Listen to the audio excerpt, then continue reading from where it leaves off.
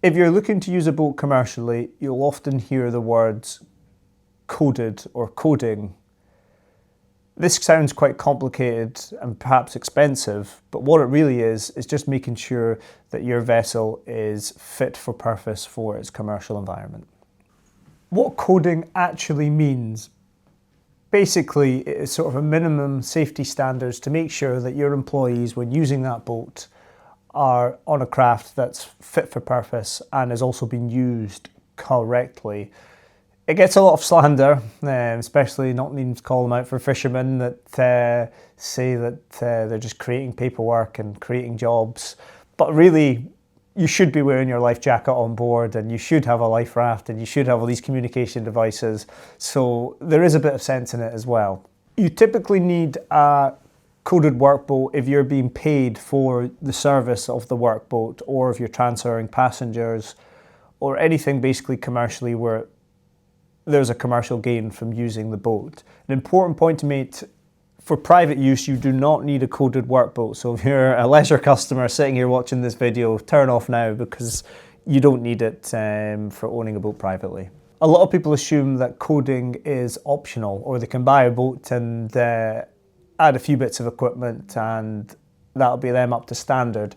Because of this new Workboat 3 code introduced in January 2024, that is no longer the case, and the rules are a lot more stringent than they were before.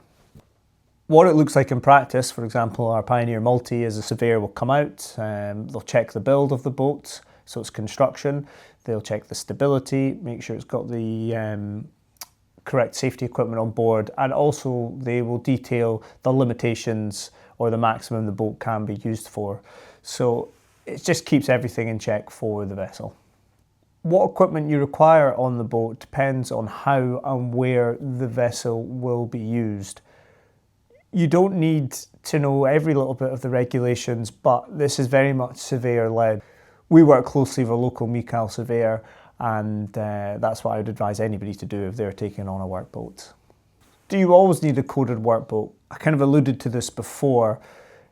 If money is changing hands, if this boat is used for a commercial purpose, then yes, you require one.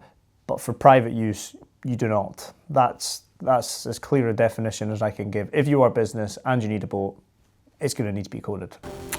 Hello, James Hogan here from Caley Marina, bringing you the best tips and tools to help build the right Pioneer boat for you. On this channel, we do Pioneer boat reviews and engine reviews, so you should consider subscribing.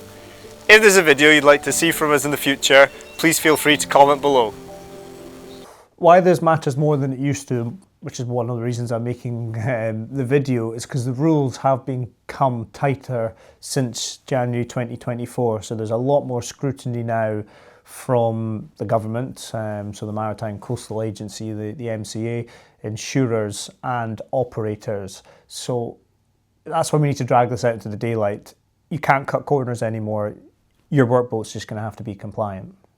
This scrutiny, this pressure, this regulation is often why hiring makes a lot more sense now, because you're going to be using local companies with the professional experience to carry out the appropriate standards and supply a boat that is safe for commercial practice.